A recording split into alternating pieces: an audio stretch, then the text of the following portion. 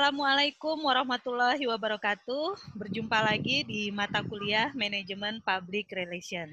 Nah, hari ini agak spesial sedikit ya, seperti yang sudah saya janjikan kepada teman-teman sekalian, bahwasanya saya akan menghadirkan sosok yang mungkin sebagian dari kita sudah sangat mengenalnya gitu ya. Nah, sudah hadir di sini Arozi Effendi. Apa kabar Mas Oji? Panggilannya Mas Oji ini ya. Baik, Alhamdulillah Bu Mutia. Semoga Iya. dalam keadaan sehat. Iya, nah Mas Oji ini perlu saya ceritakan sedikit, adalah dulu alumni Ilmu Komunikasi UI ya, Oji ya? Ya, betul. Betul sekali gitu ya. Kalau nggak salah angkatannya 2001 ya? Jangan buat saya tua agar Anda terlihat lebih muda Bu Mutia. Jangan. Iya, Oji angkatan 2010 ya, yang saya paling ingat banget ketika Oji mulai kuliah dulu, tidak berbeda jauh dengan Oji yang sekarang. Nah, kita perlu tahu nih, resep awet mudanya apa nih Oji? Back to topik aja Bu, boleh nggak? Katanya tadi mau pertanyaannya susah-susah. Nah, itu Ya. pertanyaannya. Nah, jadi pada hari ini Mas Oji akan menjawab beberapa pertanyaan-pertanyaan yang sudah teman-teman sampaikan di grup WA maupun di diskusi Google Classroom kita. Nah, saya perlu menyampaikan sedikit, Mas Oji ini sudah berkarir di Kompas TV di Legal Division, apa tadi ya, Legal NPR Media Oke. Division. Nah, Legal NPR Media Division ya. Nah, boleh tahu sudah berapa tahun berkarir di Kompas TV, Mas Oji? Masuk 7 tahun. Wow, 7 tahun ya. Ini kalau ibaratnya anak itu sudah kelas 1 SD itu ya, Mas Oji ya. Betul, Bu. Iya, masih betah ini sepertinya ya. Alhamdulillah masih. Alhamdulillah masih. Oke Mas Oji, kita mulai saja obrolan kita daripada nanti mereka yang mendengarkan ini ngomongin apa sih gitu ya. Nah, kami pengen tahu dulu nih Mas Oji, bagaimana awal mula Mas Oji merintis karir di dunia PR ini? Oke. Saya nggak malu ngomong sebenarnya karena diperhatiin Bu Mutia. Bu Mutia ini dosen dan senior saya. Bedanya kita nggak jauh, cuma 6 tahun. Itu jauh Oji. Jadi barriernya agak memang sedikit ini ya Bu, agak sedikit gitu. Iya. Itu ya, pertanyaannya awal merintis sebagai seorang PR sih tidak dimulai dari jurusan yang saya ambil justru di mata kuliah. Saya ngambil mata kuliah penjurusan waktu itu manajemen media. Manajemen media ini konsentrasi yang ya basically sebenarnya mempelajari apa saja yang ada di industri media secara manajerial. Tapi tidak hanya berhenti di manajemen media, karena saya juga punya teman-teman PR yang waktu itu ambil konsentrasi di PR. Saya juga sering nyolong masuk kelas-kelas PR. Saya juga mempelajari dunia ke-PR-an sebenarnya.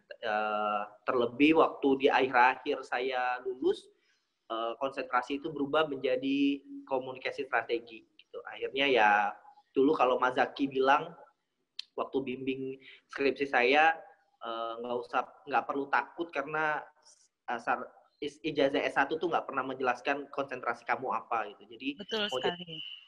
passionnya dari sekarang aja. Terus kemudian karena saya adalah orang yang dari awal ngambil konsentrasi manajemen media, akhirnya saya fokus untuk masuk ke industri media dari awal mulai saya magang. Jadi dulu ditanya mau magang di mana, saya mau magang di Kompas TV Pak, gitu sama Pak Iwan. Saya magang di Kompas TV di Jakarta.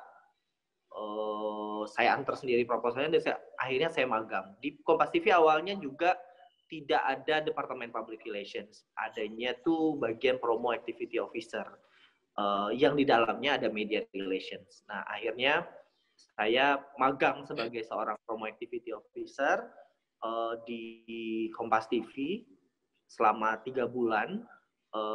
Setelah 3 bulan itu, alhamdulillah mungkin saya mendapatkan kesempatan dari pihak HR untuk ya udah kamu selesaikan laporan magang kamu, selesaikan skripsimu, kita tunggu lagi balik ke sini gitu. Berpapasan dengan saya selesai sidang skripsi, didukung oleh pembimbing skripsi saya yang sangat baik hati, Mas Zaki waktu itu. Saya harus cepat menyelesaikan skripsi, akhirnya pulang ke Jogja, selesaikan skripsi, bahkan sebelum wisuda saya sudah apply kerja, sudah dipanggil untuk kerja lagi di sini, dan untuk pertama kali ditawarkan sebagai public relation PR, karena departemen PR itu baru dibuka gitu. Jadi mau nggak jadi PR gitu? Oh mau dong gitu, kenapa enggak gitu? Karena kita lagi butuh PR dan butuhnya cowok. Akhirnya for the first time mendalami dunia PR gitu. Jadi seorang public relations.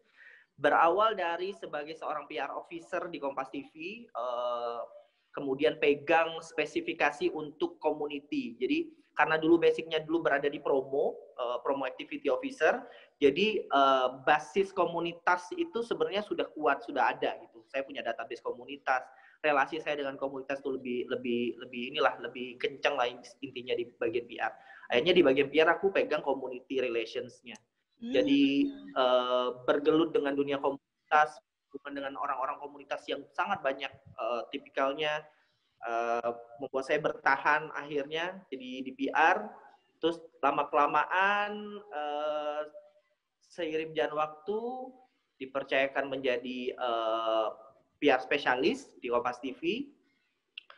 Seiring berjalan waktu juga sampai saat ini saya nggak kemana-mana, tetap di Kompas TV, di Kompas, tapi level mungkin agak sedikit cakupannya lebih luas. Kita sekarang kenapa namanya tadi disebut Bu Mutia Legal and PR Media Division, karena sekarang ada holding company yang namanya KG Media.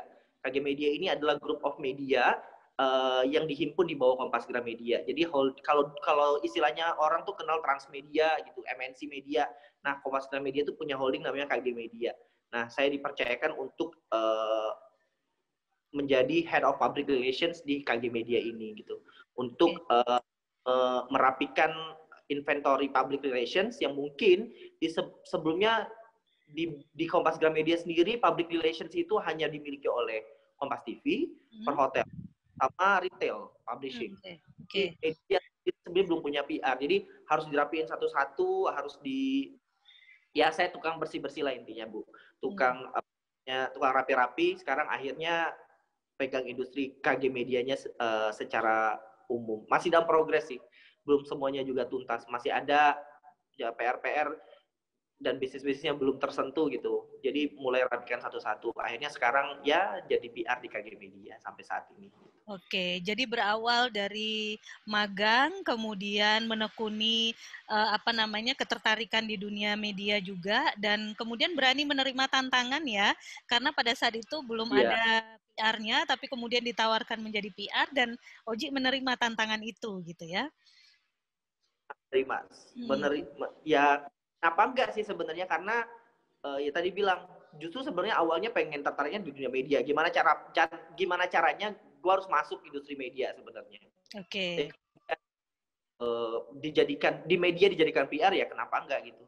Betul. Nah, kenapa enggak gitu ya? Nah, menarik sekali ceritanya dari Oji ini karena berarti ada kata kunci yang saya tangkap tadi terkait dengan kita harus tekun, kita harus tahu dengan passion kita gitu ya. Kita harus yakin bahwa ya kalau kita tertarik bekerja di media, apapun nanti bidangnya, nah kita akan terima tantangan itu. Nah, kembali lagi ke pekerjaannya Oji sekarang, boleh nggak kita tahu apa saja sih ruang lingkup pekerjaan di legal PR and Media Division ini? Ya, sesuai dengan namanya, divisi Legal and PR itu sebenarnya menaungi dua departemen, yaitu Legal dan Public Relations. Legal, kenapa dijadikan satu divisi? Karena irisannya sangat tebal, jadi saling berhubungan satu sama lain. Artinya kalau orang tuh istilahnya tuh banyak banget ya, di beberapa industri mungkin ada namanya corporate affair, terus kemudian ada corporate secretary. Nah, awalnya juga namanya kita corporate secretary karena kita bergerak di bidang PR korporasi untuk masalah dan terus kemudian masalah hubungan dengan pemerintahan, Itu hal yang berdekatan satu sama lain, legal dan PR. Nah, tadi saya bilang ada legal dan ada PR. Di bawah PR sendiri, akhirnya pecah lagi tuh di Departemen PR itu ada beberapa fungsi. Yang pertama adalah government relations, lalu kemudian community relations yang saya bilang tadi, external relations, dan terakhir adalah corporate social responsibility. Empat fungsi ini didapatkan dari mana? Tidak lain dan tidak bukan our stakeholders. Jadi PR kan at the end of the day adalah berhubungan dengan stakeholders. Jadi stakeholders itu yang menentukan bagaimana fungsi PR. Jadi kebutuhannya apa? Kebutuhannya untuk pemerintahan, untuk komunitas, internalnya juga harus kebutuhan. Ada kebutuhan, terus kemudian untuk tanggung jawab sosial dari perusahaan. Jadi ada gitu. Tapi seiring waktu nanti kita pekerjaan ya di Kompas Group ya terkait dengan pekerjaan PR-nya. Oke. Nah, kemudian nih ada yang menarik ini, saya sebelum bertemu dengan Oji, saya menampung beberapa pertanyaan dari mahasiswa gitu. Dan pertanyaannya cukup banyak, tapi ada beberapa yang saya ambil yang sama saya jadikan satu gitu ya. Nah, Mas Oji, ada yang bertanya nih, apa sih sebenarnya skill yang paling vital yang harus dimiliki oleh seorang public relation? Mau dia public relation di media, mau public relation di media-media non-media, di non-media gitu. Nah, apa skill yang paling harus dimiliki? Berat ya. Ya, selain, jadi gini, PR itu kan sebenarnya kalau saya menginterpretasikan PR setelah saya menjadi seorang PR, karena basicnya sebenarnya saya bilang tadi, saya konsentrasi di manajemen media. Secara practically mungkin, sorry to say ya, buat UII, saya juga nggak dapat practically sebagai seorang PR di kampus di UII. Seiring berjalannya waktu, akhirnya ya saya banyak belajar setelah saya bekerja justru menjadi seorang PR. Yang dibutuhkan sebagai PR itu adalah gimana sebenarnya satu mau belajar product knowledge yang dipegang, atau saya selalu ngomong jadi PR itu adalah masalah Anda memantaskan diri Anda sendiri untuk perusahaan yang Anda wakili. Pantas atau tidak. Cara Anda memantaskan diri itu seperti apa? Pahami product knowledge-nya, bagaimana culture perusahaannya, terus kemudian menjadi orang yang ya punya wawasan yang luas. Nah, itu tuh dibutuhkan beberapa hal selain memang Anda pintar gitu ya, smart gitu. Tapi terlihat deh saya mungkin nggak smart banget. Interpersonal, saya selalu ngomong interpersonal skill-nya itu juga perlu ada gitu. Jadi teori sudah kamu dapatkan di bangku kuliah, mungkin yang harus diasah adalah skill-nya. Keterampilannya ya. Jadi seorang PR. Jadi dari masalah public speaking-nya, terus kemudian interpersonal skill-nya, terus cara ya mungkin bahasa Inggrisnya gitu-gitulah yang lebih practically sebenarnya. Dan kemudian bergaul dengan orang banyak gitu ya. Saya boleh nggak sih ngomong cara berpikirnya, terus kayak lebih open minded dan lain-lain. Yang seperti itu yang dibutuhkan basic ya. Jadi kalau misalnya aku interview teman-teman yang baru mau bergabung gitu, saya bisa sering membuka peluang lah dengan teman-teman fresh graduate. Aku nggak pernah bertanya dengan teman-teman fresh graduate, kamu belajar teori Laswell atau enggak gitu, atau apa gitu. Ya karena ya ketika udah lulus gitu, insya Allah di ujian skripsi udah terbukti lah masalah teori meneori itu. Tapi yang sering saya tanyakan, kamu ngapain aja selama kuliah gitu? Selain kamu duduk di bangku kuliah, oh saya aktif mas dalam kegiatan organisasi A, B, C, D, E. Kamu ngapain aja gitu di kegiatan itu? Relatednya kamu di kegiatan itu dengan background studi kamu apa? Selalu saya kaitkan. Jadi biar kamu, saya buat campaign mas, saya pernah hire satu duta wisata waktu itu, dan sekarang jadi tim saya. Saya buat campaign mas, Tangerang bersinar gitu. Campaign itu bagaimana kamu aplikasikan gitu-gitu yang basicnya udah ada nih, sehingga ya bukan saya malas ngajarin juga enggak, tapi minimal tuh dia punya basic bagaimana mengaplikasikan teori yang dia dapat di bangku kuliah gitu. Jadi teori itu penting, tapi bagaimana mengaplikasikan yang practically-nya itu juga penting. Itu sih kalau saya sih basicnya kalau mau jadi PR nggak usah muluk-muluk yang ya kalau aku nggak tahu lah ya di industri yang sekarang lagi hype-hype-nya seperti startup dan lain-lain, kalian harus punya portofolio atau apa gitu. Tapi kalau aku basicnya cuma baru-baru di situ aja. Gitu, Oke, iya. Terima kasih loh Mas Oji. Ini membuka wawasan teman-teman yang sepertinya sebagian besar di kelas manajemen PR ini nantinya akan berkarir entah di PR agency, entah itu menjadi PR di sebuah lembaga pemerintahan, atau seperti Mas Oji gitu ya, menjadi PR di media gitu ya. Nah, ada pertanyaan menarik juga ini Mas Oji yang disampaikan oleh teman-teman kita. Pernah nggak sih selama menjalankan aktivitas sebagai seorang PR ini menghadapi kendala-kendala yang berat gitu? Tantangan-tantangan yang berat seperti apa itu? Yang kalau sekasat mata kan kelihatannya menjadi seorang PR itu kayaknya menyenangkan gitu ya, bertemu orang banyak, kemudian senyum. PR tuh seperti tidak ada raut kesedihan gitu. Nah, ada pertanyaan, apa sih kendala dan tantangan dalam berkarir sebagai seorang PR? Pura-pura bahagia kali ya kendala Iya, terberat. pura-pura bahagia. Itu saya banget sih Oji, pura-pura bahagia gitu ya. Oke. Ya, kalau kalau sejauh yang saya alami dan saya hadapi itu sebenarnya seberat apapun kendala kan pasti ada jawaban, pasti ada solusinya, pasti ada ini titik temunya, pintunya akan ketemu gitu. Yang paling berat mungkin kalau saya adalah ya jujur aja, saya datang sebagai orang yang usianya mungkin masih muda, terus berhadapan dengan industri yang tidak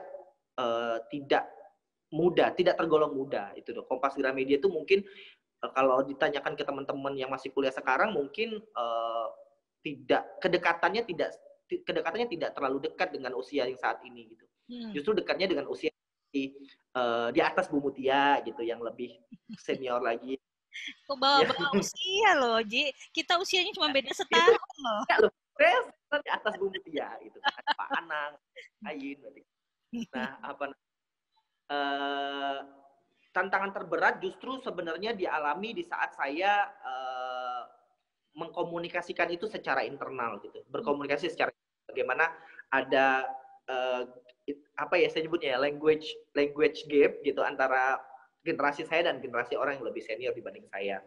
Tapi ya itu balik lagi bagaimana nanti belajar caranya tadi yang saya bilang interpersonal skill itu butuh, yaitu akhirnya belajar juga bagaimana berkomunikasi dengan orang yang mungkin lebih senior tapi menyampaikan maksud dan tujuan kita supaya lebih tercapai, target kita tercapai. Satu sisi saya punya target tercapai, tapi bagaimana target itu nggak kita push kemudian orang tuh jadi merasa diacak-acak, enggak, tapi lebih ke orang nerima pelan-pelan. Itu internal communication. Sejauh ini yang terberat tuh itu internal communication. Kalau krisis di luar, nah ini nih, kita masuk ke pertanyaan krisis nih. Barangkali pernah mendapatkan persoalan, krisis, isu yang menimpa Kompas Group gitu ya? Saya rasa semua industri kan pasti akan dapat terpaan krisis. Tinggal bagaimana krisis itu dihadapi, dianggap oleh sebuah industri. Pertanyaannya adalah industrinya seperti apa. Nah, industri saya itu yang harus saya kenal adalah industri media yang rentan dengan arus informasi bolak dan balik. Pasti akan ada komunikasi pribadi, apalagi di daerah disrupsi saat ini. Di daerah bukan di era disrupsi, di era digital saat ini orang tuh akan sangat bebas berpendapat bagaimanapun. Nah, bekerja di Kompas TV dan Kompas Gramedia itu membuat saya belajar banyak, membuat saya lebih wise untuk menyikapi hal-hal yang terkait dengan sentimen masyarakat terhadap industri ini. Karena kalau dulu pimpinan saya pernah ngomong, jangan takut, if you not with istilahnya kalau orang sekarang tuh if you not with me, you against me gitu. Jadi akan ada orang-orang yang pro dan kontra dengan kita gitu. Jadi kalau saya selalu menganggap setiap krisis atau sentimen orang terhadap kita itu kita filtrasi dulu, mana yang menjadi kepentingan, benar-benar kepentingan publik atau benar-benar yang diisukan oleh banyak, mana yang menjadi krisis atau kritis bagi sebagian orang. Jadi itu yang harus difiltrasi di filtrasi pertama, itu adanya di saya gitu. Nah, untuk melakukan itu saya benar-benar belajar banyak di ruang redaksi. Bagaimana redaksi menanggapi sebuah sentimen yang ya ini nggak perlulah ditanggapi. Yang ini perlu ditanggapi. Yang ini memang benar-benar kritisi publik secara luas. Yang ini cuma kritisi sebagian pihak yang tidak suka dengan pihak B. Hal-hal yang kayak gitu yang mungkin menjadi kemewahan tersendiri menjadi seorang PR di industri media atau lagi media pemberitaan ya, seperti sehingga saya belajar untuk menanggapi itu. Selain memang sebenarnya saya punya media monitoring dan ya krisis monitoring yang selalu saya laporkan ke manajemen. Tapi ya itu tadi yang saya bilang, selalu karena kita filtrasi dari awal, tapi banyak juga yang akhirnya udah biarin aja gitu, nggak usah terlalu banyak ditanggapi gitu.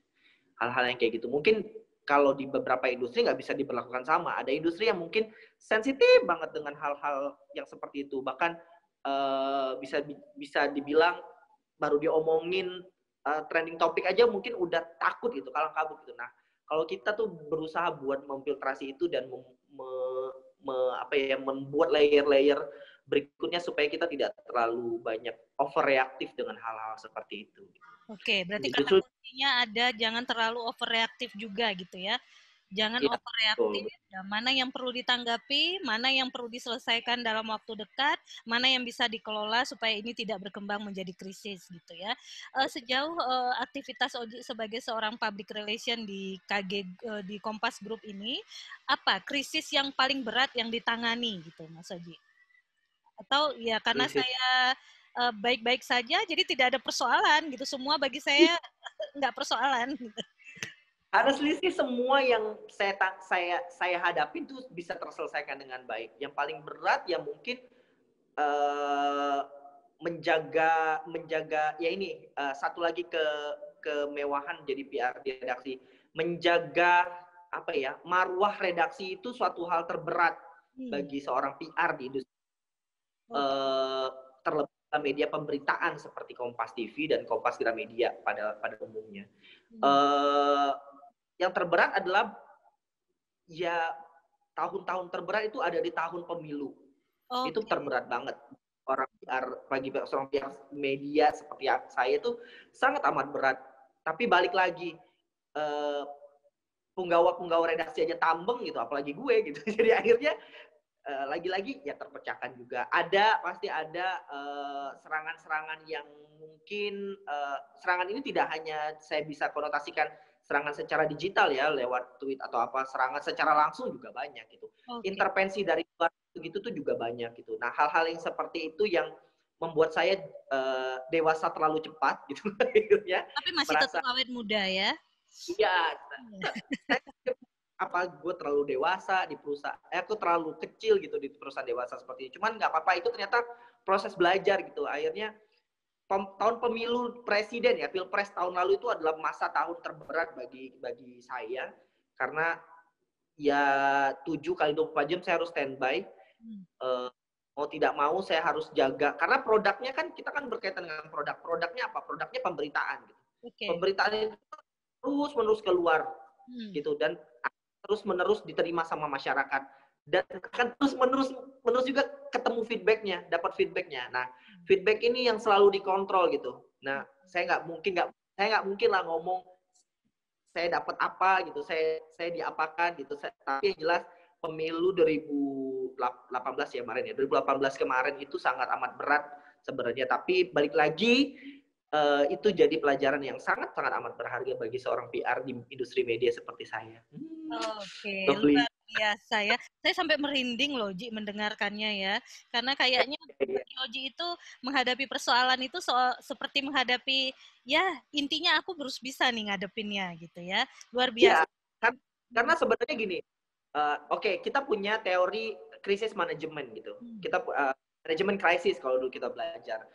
Langkah-langkahnya seperti apa. Tapi sekali lagi teman-teman, balik lagi ke culture dari perusahaannya seperti apa, budayanya seperti apa. Ada mungkin perusahaan yang secara hierarkinya kita harus memang buat analisis krisis manajemennya sedetail mungkin, terus kita datang ke lapangan, terus bertanya pada yang bermasalah mungkin seperti apa, baru kita laporkan kepada manajemen.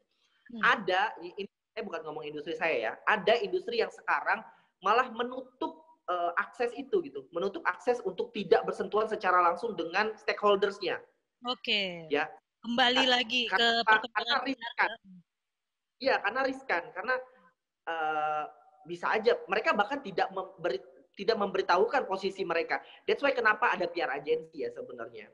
PR agency itu kan memfiltrasi atau membatasi gerak orang untuk direct langsung ke perusahaannya. Itu ada culture sendirinya. Nah, culture di perusahaan saya mungkin jauh lebih wise menanggapi krisis gitu, tidak terlalu overreaktif. Karena apa? Ya mau nggak mau produk yang kita keluarkan akan rentan dan riskan untuk mendapatkan reaksi orang banyak. Begitu Bu kalau saya. Oke, luar biasa Mas Oji. Nah, Mas Oji ngomong-ngomong ini selama masa pandemi, apa yang membedakan aktivitas PR sebelum pandemi dengan setelah pandemi ini, Mas Oji? Kalau di media ya, kalau sekarang sih memang mungkin yang realnya adalah aktivitas off-air-nya sedikit berkurang secara langsung, di lapangan sedikit berkurang, jadi campaign-campaign di promo di tempat itu berkurang. Saya sudah jarang keliling-keliling lagi sekarang kan, itu jauh banget berasa. Tapi hikmahnya adalah ternyata itu tidak menghentikan saya untuk melakukan PRing. PRing itu ya strategi kampanye tetap jalan meskipun secara digital, yang sedikit membuat saya lebih menghargai hidup. Syailah, menghargai hidup adalah ternyata ya di masa ya. ini ternyata pemikirannya sudah agak matang gitu. Apa ya? Jadi di masa pandemi ini tuh pimpinan kita atau founder dari Kompas Gramedia itu selalu mengaplikasikan atau memberikan doktrin lah. Kalau buat campaign itu jangan hanya campaign untuk ngebesarin brandnya aja, tapi juga kasih value-nya, kasih manfaatnya, sehingga banyak hal-hal terkait dengan strategi PR akhirnya dikaitkan dengan aksi sosial gitu-gitu. Yang itu yang sekarang tuh sangat jadi tren. Saya nggak tahu di atau begitu atau tidak, tapi di industri saya itu jadi tren gitu. Gimana kita mengangkatkan rasa nasionalisme untuk bangsa ini di saat masa pandemi gitu-gitu. Terus kemudian gimana kita mengangkat teman-teman UMKM untuk tetap bersemangat di masa pandemi. Yang gitu-gitu, yang narasinya yang jauh lebih lebih menyentuh hati gitu. Ketika di masa pandemi jauh lebih enjoy gitu jadi ngerjainnya gitu. Terutama di kegiatan-kegiatan ke CSR-nya mungkin ya Mas Oji ya. Betul. Kegiatan-kegiatan. Terus kemudian banyak orang-orang yang bagus ya, kayak misalnya kita pertama-tama awal pandemi kita buat konser amal bareng Mas almarhum Mas Didi Kempot gitu. Yang kemudian itu mengilhami akhirnya orang-orang banyak untuk juga buat konser amal serupa. Terus kemudian kita menyalurkan juga orang-orang yang membutuhkan gitu. Hal-hal yang seperti itu mungkin saya nggak tahu lah ya. Waktu sebelum pandemi itu tidak begitu intens gitu, tidak begitu banyak difokuskan gitu. Sekarang tuh lebih banyak fokusnya tentang hal-hal seperti itu. Itu di Kompas ya, Bu. Jadi saya nggak tahu kalau di industri lain. Jadi Kompas tuh sejauh ini di masa pandemi lebih seperti itu. Memang karena saya bersyukur sekali lagi ya, di saat mungkin beberapa industri mengalami kegoyahan, kami termasuk industri yang media yang mungkin di masa pandemi kayak gini masih ya kami baik-baik aja gitu, ada gitu, dan saatnya kita bisa fokus untuk berbagi sama orang gitu, begitu kalau masa pandemi. Di masa pandemi bedanya adalah kegiatan-kegiatan community relation-nya, kemudian corporate social responsibility-nya itu lebih banyak dibanding sebelum pandeminya gitu ya.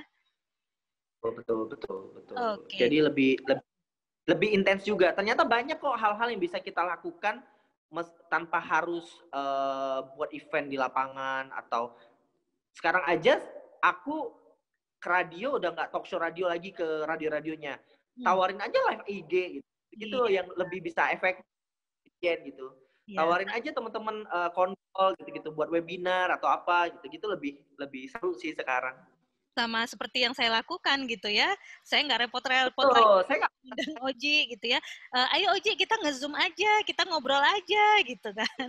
Nah, jadi lebih apa ya, kita melihat pandemi ini bukan hambatan, bukan akhir dari segala-galanya dari kehidupan kita, tapi justru bagaimana kita melihat pandemi ini adalah tantangan hidup baru bagi kita, bagaimana beradaptasi dan menyesuaikan diri. Bukan begitu Bapak Arozi? betul. Iya, betul ya. Betul. Ya. Oke, nah Mas Oji, saya pengen tahu nih, bagaimana pendapat Mas Oji tentang masa depan pekerjaan sebagai seorang praktisi PR ini? Iya. Apa namanya, saya nggak cukup. Tadi saya cukup muda Bu di pertanyaan seperti itu, cuman nggak apa-apa saya jawab Saya aja. memberikan pertanyaan itu karena saya lihat Anda sudah mulai sangat matang gitu ya. Oh, baiklah. Siap, siap, siap. Dari dulu orang selalu bilang jadi PR tuh ya siapapun industrinya akan butuh PR sampai kapanpun gitu. Tapi bagaimana seorang PR bisa beradaptasi dengan perkembangan zaman, itu yang terpenting. Jangan kemudian kita hanya terpaku pada teori misalnya, atau kita berpaku jadi PR tuh nggak bisa kayak gini, nggak bisa fleksibel, harus fleksibel. Jadi selama kita dapat berkembang dan dapat beradaptasi dengan perkembangan zaman saat ini dan sekitar seperti apa, PR akan selalu jadi bagian side dish kalau ngomong, nggak main course ya, akan tetap jadi side dish dimanapun gitu. Jadi supporting support lagi, main support yang selalu dibutuhkan sama perusahaan, jadi nggak akan mati sampai kapanpun jadi praktisi PR. Ya, Cuman ya itu. bahkan kita sendiri adalah PR bagi diri kita sendiri ya Oji ya. Nah, jadi tidak akan Dari mati gitu ya. betul, terlebih dari sekarang punya perusahaan aja gitu, nggak sesulit kita harus buat perusahaan besar gitu. Kita aja punya YouTube channel Bu Mutia sekarang, saya yakin sebulan 2 bulan lagi Bu Mutia akan butuh PR untuk ruang mutualizanya pasti Iya, gitu. saya akan nyewa PR-nya Kompas TV kayaknya Oji. Oh, baiklah. Siap. Ini off the record ya, jangan sampai saya dikira side job. Jadi tapi saya mau terima, tapi jangan di record ya, Bu. Iya, berarti intinya sampai kapanpun selagi masih ada stakeholder ya maka PR itu akan selalu dibutuhkan gitu ya, Oji ya. Selagi industri masih berkembang, manusianya masih berkembang, nah maka pekerjaan sebagai seorang PR ini pun tidak akan pernah padam gitu. Nah, itu pertanyaan-pertanyaan yang berkaitan dengan PR. Tapi ada pertanyaan penting dari saya nih, Oji. Bagaimana kabar media kita saat ini, Mas Oji? Oke.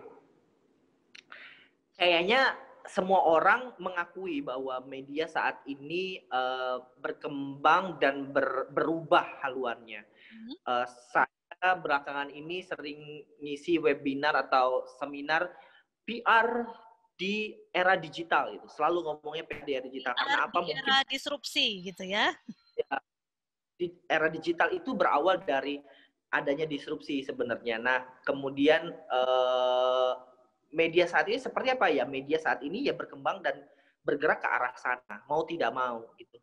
Dan menjadi saya nggak mau berspekulasi dengan media di luar industri saya atau media ini yang di luar yang saya himpun.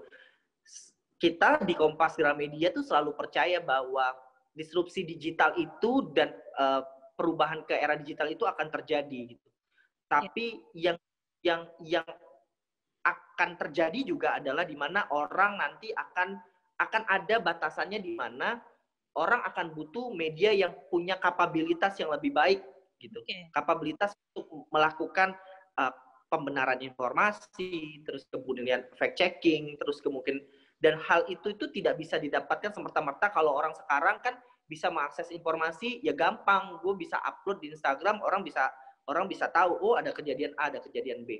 Tapi sampai kapan? Nah, hal itu tuh nanti akan ada masanya, akan ada mentoknya, bahwa kita selalu percaya. Makanya sekarang tuh narasi yang selalu dibangun oleh kami, narasi dan campaign yang selalu dibangun oleh grup Kompas Gramedia adalah kebenaran informasi. Kebenaran informasi itu bagaimana kami membangun keterpercayaan masyarakat. Kalau lihat sekarang hashtag ulang tahunnya Kompas TV itu saling percaya. Supaya ada rasa saling percaya antara masyarakat dengan TV-nya gitu. Terus kemudian tagline-nya juga independen terpercaya. Hal-hal yang kayak gitu yang kita bangun narasinya. Dan media saat ini sedang ada beberapa media yang terseok-seok mungkin karena medianya masih sangat amat mainstream, katakanlah harian Kompas gitu, koran. Tapi kita juga masih bergerak gitu ke arah digital, mau tidak mau semuanya bergerak. Kompas.com akhirnya punya kompas.id sekarang. Terus kemudian Kompas TV juga tidak hanya bermain di Kompas di media layar televisi, tapi juga sudah bermain di layar digital, kompas.tv sekarang. Jadi digital itu akan tetap terjadi, tapi akan ada masa tadi yang aku bilang di mana orang nanti butuh kebenaran informasi dan butuh satu tools yang orang tuh akan cari, ya kalau cari berita ya carinya di media mainstream gitu.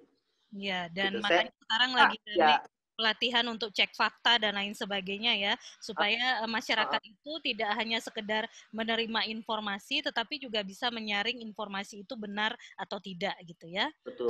Oke, nah tadi Uji menyebutkan tentang tagline Kompas TV ya. Nah kebetulan ada juga pertanyaan dari mahasiswa saya. Ini Bu, saya titip pertanyaan untuk Mas Oji.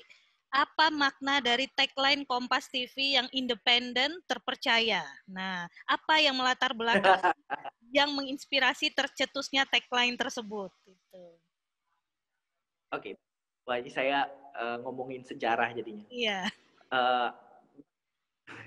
Berdirinya Kompas TV itu tidak lain dan tidak bukan awalnya adalah sebagai media televisi entertainment, general entertainment. That's why kita punya dokumentaris. Kalau orang dulu tahu stand up comedy dari Kompas TV.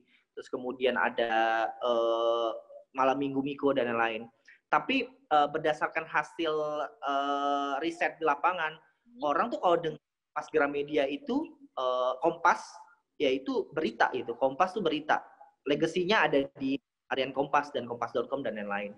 Berita. Nah, berita yang seperti apa yang kemudian diharapkan oleh para audiensnya Kompas TV atau Kompas secara keseluruhan adalah berita yang kalau dulu Pak Soekarno ngasih nama tuh harian Kompas itu adalah penunjuk arah gitu. Penunjuk arah itu lebih identik dengan kebenaran informasi tadi yang saya bilang, terus kemudian keindependensian, bagaimana orang tuh kalau nyari berita atau nyari informasi yang paling benar ya ke Kompas gitu, ke harian Kompas. Nah, momentumnya adalah jadi TV berita akhirnya, Kompas TV. Dan kemudian tadinya tagline kami kan inspirasi Indonesia. Terus kemudian inspirasi Indonesia itu sangat melekat tadi. Kemudian jadi TV berita, akhirnya berubahlah momentumnya tadi jadi di tahun pemilu. Di saat ya ini strategi PR banget sih, ngomongin tentang masalah strategi kampanye, strategi komunikasi ke masyarakat biar lebih lengket, biar jadi top of mind-nya seperti apa. Nah, krisisnya adalah kan banyak media saat ini terafiliasi dengan kepentingan politik. Tidak bisa ditutup bahwa ada media A yang merupakan pemilik dari partai ini, media B dengan pemilik. Nah, hal ini yang kami ambil kesempatannya. Bisa dikatakan gitu. Kalau sebagai pihak tuh, yaudah masuk celah ini aja, masuk kesempatan ini aja. Timbullah kata independen gitu. Independen. Lembaga negara independen, tapi media juga ada independen gitu. Jadi akhirnya kita punya tagline independen. Independen yang seperti apa? Independen yang terpercaya. Akhirnya kami mematok diri sebagai media Kompas TV independen terpercaya dengan harapan kami tidak punya kepentingan dan afiliasi politik dengan pihak manapun, terus kemudian dapat dipercaya dengan masyarakat, karena lagi-lagi kunci bertahan di segala zaman itu yaitu kepercayaan. Kalau kata Pak almarhum Pak PK Oyong, pendirinya Kompas Gramedia, kuncinya di situ, kepercayaan masyarakat itu yang harus dipegang. Gitu. Oke, dan itu menjadi juga bagian dari pekerjaan PR juga ya, menguatkan tagline, menguatkan branding, Iya dong. supaya ini menjadi top of Betul, mind betul. bagi stakeholder-nya Betul. Kompas Group gitu ya. Ya, betul. Iya. Mas Oji, sepertinya Mas Oji sudah mulai ini ya, sudah mulai tadi kehilangan sinyal. Kami terima kasih sekali sudah banyak pertanyaan-pertanyaan yang terjawab gitu ya, dan punya wawasan baru lah bagi mahasiswa ketika menyaksikan tayangan ini nanti. Nah, terakhir ada yang pertanyaan titipan juga, boleh nggak sih nanti kami magang, terutama untuk mahasiswa komunikasi UII, untuk magang di Kompas TV? Boleh dong, Apa kenapa? syarat-syaratnya dan Oh, gimana? syarat-syaratnya satu harus siap bersedia di Jakarta selama 3 bulan paling tidak. Oke. Itu basic banget. Terus kemudian ya harus fokus magang gitu. Jadi selain mendapat surat izin dari kampus, harus siap magang di sini selama 3 bulan. Itu aja sih basicnya. Kalau masalah apa namanya yang lain-lain nggak ada kayaknya, nggak perlu apa-apa. Karena Ya. kan saya juga berawal di sini dari magang, Bu. Kenapa saya nggak harus nonton orang magang gitu. Betul. Nah, jadi buat teman-teman yang ada di rumah yang menyaksikan tayangan ini, Kompas Group ya, Kompas TV dan lain sebagainya itu menerima untuk magang, tapi tentunya dengan ada syarat-syarat yang perlu dilengkapi gitu ya. Bersedia magang 3 bulan, kemudian skill berkomunikasinya seperti apa dan lain sebagainya gitu. Oke Mas Oji, kita sudah sampai di penghujung waktu. Terima kasih sekali sudah berbagi pada sore hari ini di sela-sela kesibukannya ya yang harus berangkat ke Nah, Bu, kantor. ya, Ya, kemudian saya repotkan lagi untuk pertanyaan-pertanyaan yang seperti ini. Nah, semoga ini ya, amal ibadah menjadi amal ibadah untuk Mas Oji karena sudah berbagi pengetahuan gitu ya. Terima kasih sekali lagi Mas Oji, sampai ketemu lagi dan teman-teman yang ada di rumah, dimanapun berada, tetap semangat, tetap berjuang seperti yang disampaikan oleh Mas Oji tadi, dan yang paling penting harus selalu optimis. Assalamualaikum warahmatullahi wabarakatuh.